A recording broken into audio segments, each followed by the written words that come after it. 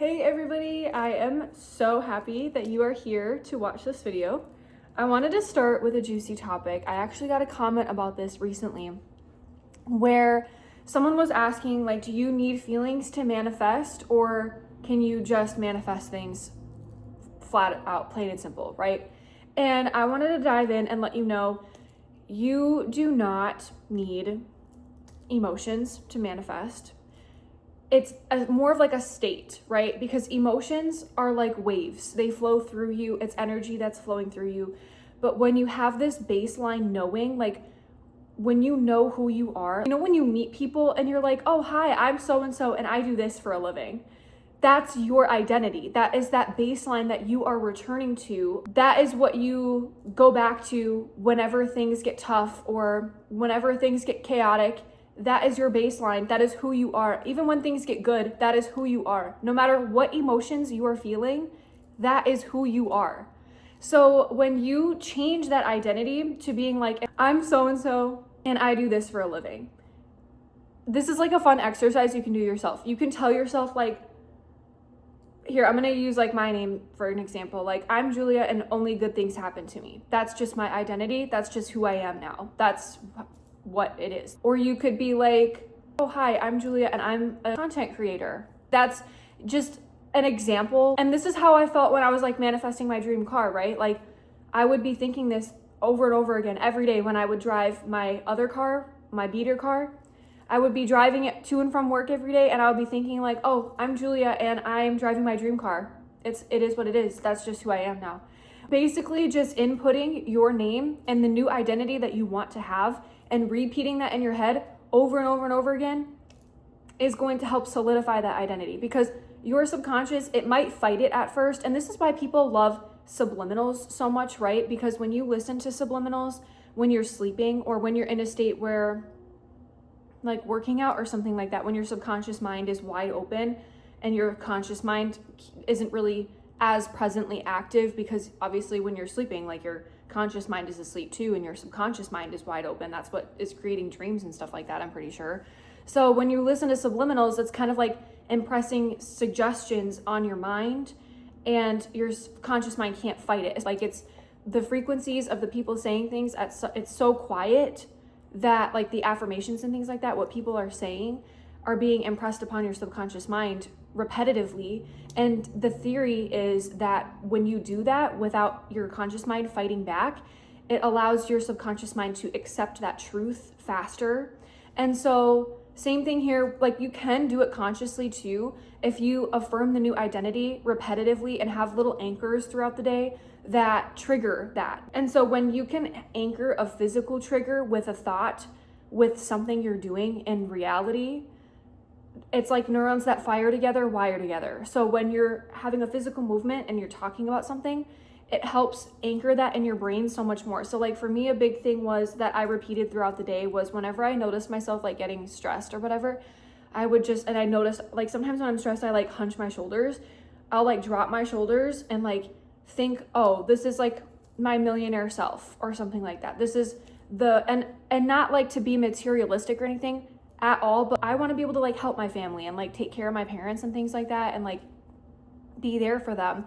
Like not even necessarily like just being a millionaire for the material side of things, taking care of my parents, but also just what that represents for me is like, because whenever you're manifesting a thing, there's always a feeling behind it that you're manifesting. And so that version of me is a version of me who is living in ease, who has security, who is abundant, creative, going with the flow. And like all of those is a state of being that I can embody now and that I have been. And that's what that anchor is. Whenever I drop my shoulders, I'm like, oh, I just label it. I'm showing up as like my millionaire self, whatever.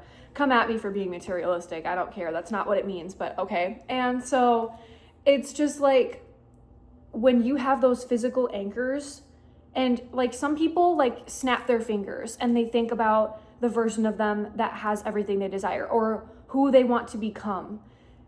They snap their fingers, think about, oh, okay, this means that I'm being peaceful right now. And everything unfolds in my favor. Everything works out for me and unfolds in my favor.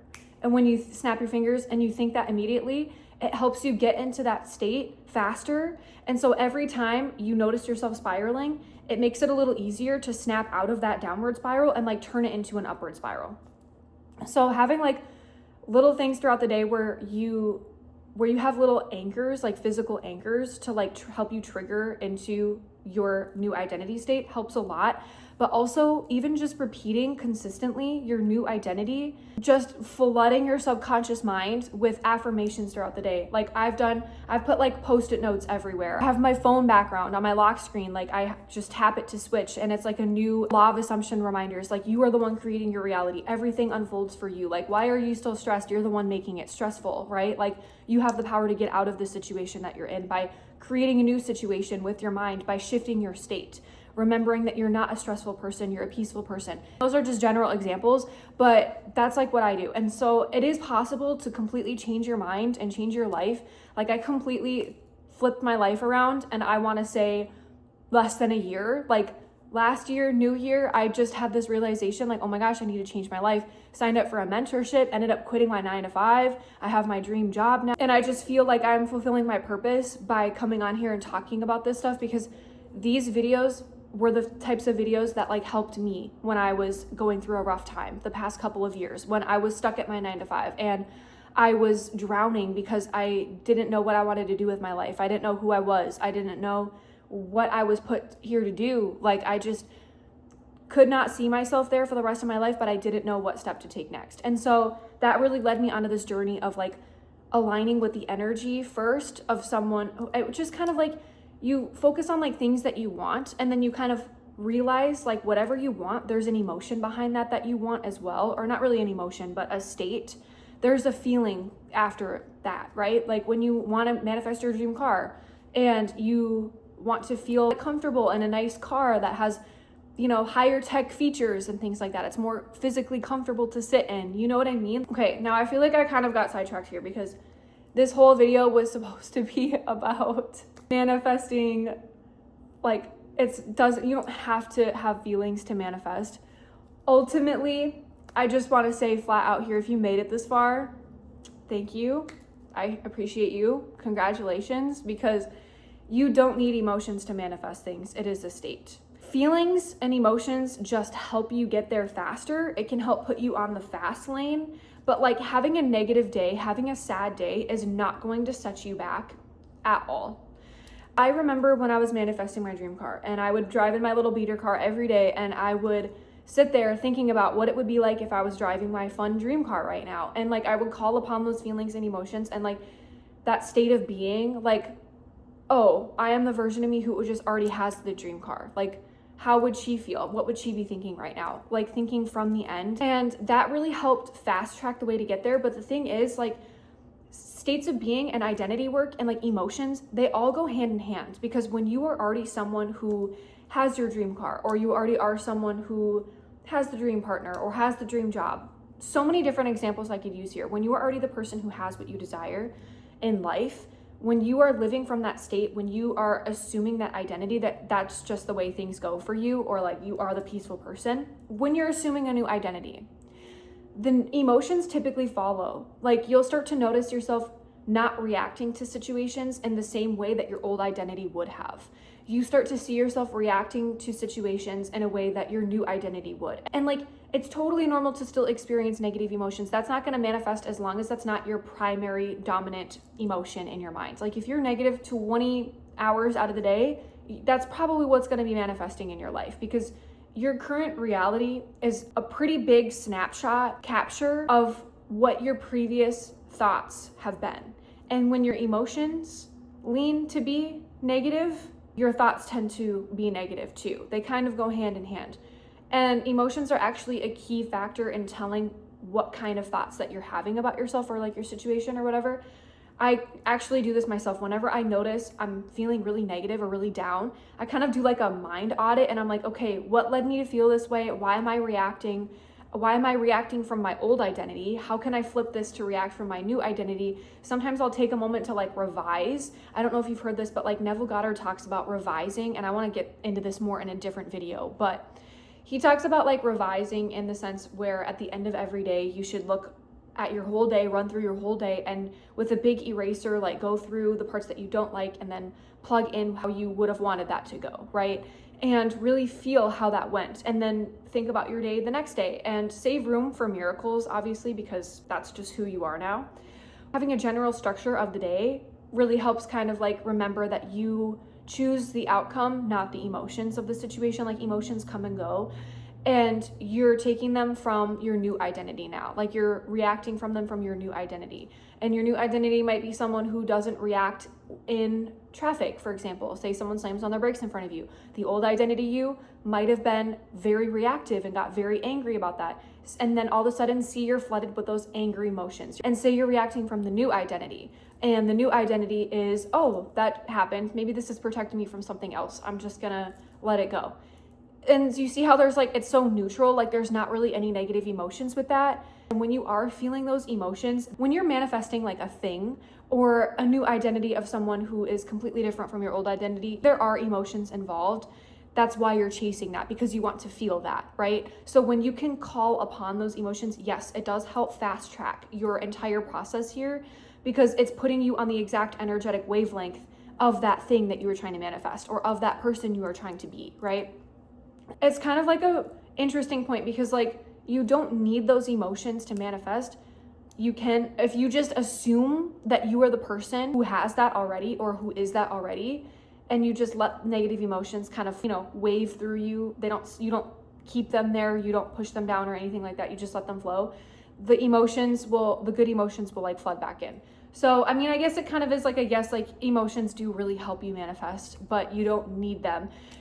I would recommend manifesting with the good emotions though, because it just, again, helps put you on that fast track. Because when you are really on that same wavelength, when you are, like for me, when I was like manifesting my dream car and I was sitting in my beater car and I was imagining being in my dream car every day, that was like, I was being flooded with the emotions and the feelings and the identity of, I already have this. And how does that feel? That makes me feel free, secure, fun. Like this is exciting, right? And I would feel that every time I would get in my beater car. That was like the trigger. Every time I would sit in my beater car, I would imagine I was in my dream car. And that is kind of a feeling.